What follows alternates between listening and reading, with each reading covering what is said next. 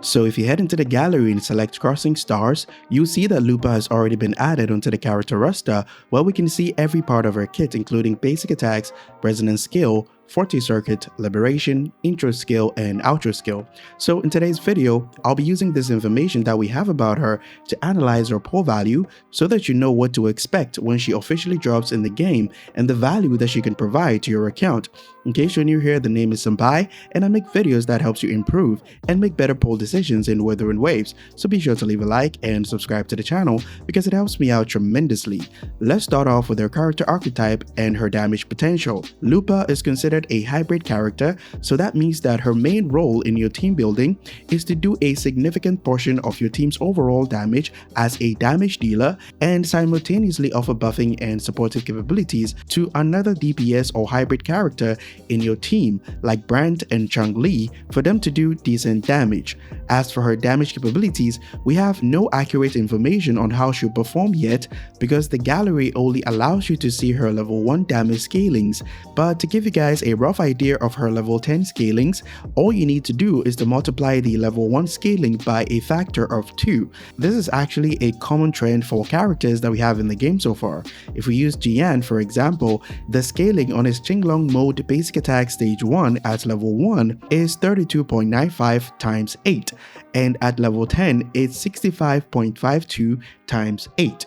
So if we do a small division, you can see that we get a factor of 1.988, which is almost equal to a factor of 2. You can check with a lot of characters in the game and you can see that this is a common relationship between a level 1 scaling and a level 10 damage scaling. Now, how does that affect Lupa in terms of damage output? If you look at our liberation scaling, you can see that it has a 412.68% multiplier at level 1. So if we multiply that by 2, we get a rough idea of her level 10 scaling, which will be around 825.36%. The same applies to the Forte skill damage from her Forte circuit called the Dance of the Wolf, which when multiplied by 2 gives us roughly 338.12%. And the Dance with the Wolf climax will also give us roughly 456% scaling at level 10. To provide a bit of clarity before we proceed, Dance of the Wolf Forte skill becomes available when her Forte bar is full by doing basic attacks or using her first resonance skill and second resonance skill, which provides Forte stacks. From there, you can simply jump and turn the Forte stacks that you generated from normal attacks and basic attacks into new Forte stacks called Wolf Faith, where Dance of the Wolf Forte skill will become available for you to use by simply pressing your skill. But the Dance with the Wolf's climax becomes available only when she enters the enhanced state after using Fallbreaker, which is also a special skill only available after casting her liberation. Keep in mind that casting her liberation gives you full Forte stacks, and Fallbreaker allows you to automatically convert the full Forte stacks that you got from the liberation into Wolf Faith to use Dance with the Wolf's climax, so you don't need to do any normal attacks or basic attacks or use her resonance skill to regenerate Forte stacks. And the enhanced state is also known as Burning Match Point, but I'm going to be calling it enhanced state for the sake of simplicity. You can see here that after casting her liberation, this wolf symbol here is much darker, most likely indicating that she's not in the enhanced state. But when Fallbreaker was used by pressing basic attacks or pressing the resonance skill after casting the liberation, the wolf symbol became brighter, indicating that she has entered the enhanced state. This means that she'll be motivated to always use her liberation in order to use her more powerful Forte skill called Dance with the Wolf's climax to do more damage. But this can become a problem for Lupa's damage output because using the Dance with the Wolf climax, which deals more damage, will end the enhanced state, which is supposed to help you regenerate more Forte stacks over a short period of time. This can lead to a long on-field time in case you want to use the normal attacks and the skills to regenerate full Forte stacks and use the less powerful Forte skill in addition to Dance with the Wolf climax after casting her liberation before you intro to another character. To fix that, she has another damage source much similar to Cao Chao's Necessary Means special intro skill, And this special intro skill from Lupa has a damage scaling of roughly 798% at level 10, which also scales off liberation damage. We do not have enough information on her concerto energy regeneration, but even if her concerto energy gets full and you have to intro to another character after using her liberation and spamming basic attacks to use Dance of the Wolf climax, she can do a lot of damage from the special intro skill due to the large damage scaling. All these scalings that I've talked about so far are quite decent considering the fact that they scale off liberation damage, and her Sonata effect, which is the flaming claw print, buffs liberation damage by 20%. The main echo, called the Lioness of Glory, also grants 12% liberation damage bonus. There's also a high chance that her weapon will grant a liberation damage bonus as well, which will most likely be up to 48%, like the signature weapons of most characters in the game that we have so far. Hence, her damage potential will certainly not be below average and will most likely be on par with Brand and Chun-Li, since they fit well with her character archetype as a hybrid resonator. That brings us to her team building. Her kit is focused on providing strong buffs for other fusion DPS characters and hybrids in the game. Let's break these buffs down and see what they actually do. The first one is her Ultra skill, which amplifies fusion damage by 20% and basic attack damage by 25%. This Ultra skill synergizes really well with Brand since he does fusion damage and his damage scales off basic attack damage. Now here's where things get a little bit more interesting. Brand buffs fusion damage and resonance skill damage, which synergizes with Chun-Li, and Chun-Li buffs fusion and liberation damage, which also synergizes with Lupa. This means that combining these three characters together creates the strongest mono-fusion team composition in the game, where every character can benefit from the damage amplification ultra buffs after an intro skill. But that's not all the buffs that they can benefit from. Upon casting her Resonance Liberation, Lupa grants two types of buffs, including Glory and Pack Hunt. Glory provides up to 15% fusion resistance shred when the two other characters that you're playing with Lupa are of the fusion attribute, while Pack Hunt can provide up to 18% attack and 20% fusion damage bonus after casting two intro skills, which can be from Lupa to Brand and then Brand to Chun-Li, for example.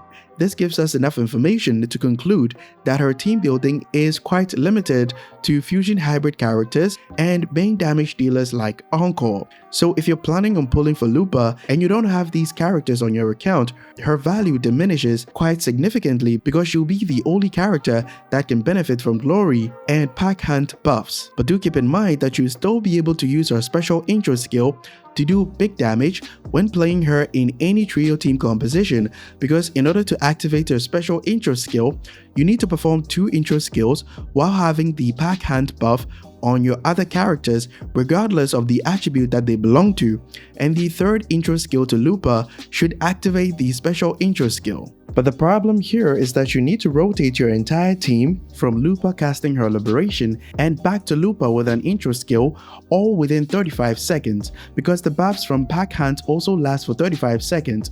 So if you spend more than 35 seconds rotating your entire team, you lose the buffs from Pack Hunt, where the intro skill to Lupa will not activate the special intro skill for her to do damage. So basically all I'm trying to say is that you need to spend less than 12 seconds on every other character in your team so that they can maintain Pack Hunt, and upon the third intro skill to Lupa, she'll be able to use her special intro skill to do damage regardless of the teams that you're using. This will not be an issue for Brand since he can outro from the field in less than 10 seconds after using his liberation, but for Chun-Li, you need to use her liberation and use all her two skill casts at the beginning of the rotation, so that whenever you outro to her, her resonance skills will be off cooldown, where you can use them to regain 40 stacks in addition to the stack that you get from the intro skill. So in case anybody is wondering, yes, you can play Lupa, Chun-Li and Brand without quick swapping, at least from my first impression analysis. For those who wish to play her as a hyper carry, Shorekeeper will be the ideal healing buffer to push her to her limit due to the crit rate, crit damage, damage amplification, and attack buffs that Shorekeeper can provide. Her sub-DPS buffer options include Zhengzin due to her resonance liberation damage amplification ultra buffs. She's also easily accessible depending on how often you lose your 50-50. The only issue that you might have with Zhengzin is her concerto energy regeneration issues, but it can easily be fixed by taking advantage of her basic attacks after simple swaps from any character to Zhengzin. Here's a demonstration.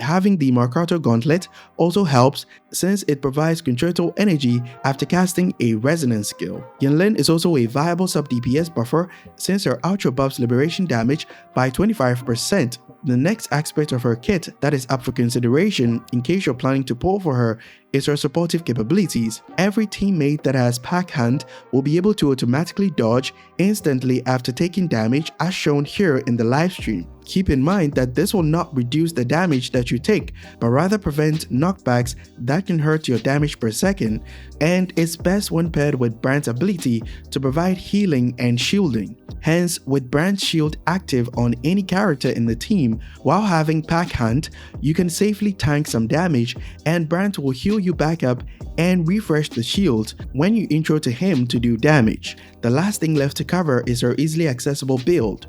Lupa is quite free-to-play friendly due to Lustra's Razor being easily accessible on the standard banner. It provides up to 36% attack substat and 21% liberation damage bonus at rank 1, which is good for Lupa, but you need to cast her skill 3 times to receive all the liberation damage bonus that it provides. Lupa can cast her skill twice to receive the 2 stacks that the weapon provides before using her liberation, and after casting her liberation, 4 breaker will be available, which is also considered as a resonance skill cast as long as you press your resonance skill instead of basic attacks, granting you all the 3 stacks that the weapon provides. Now, with all the information unpacked in this video, here are my pull recommendations.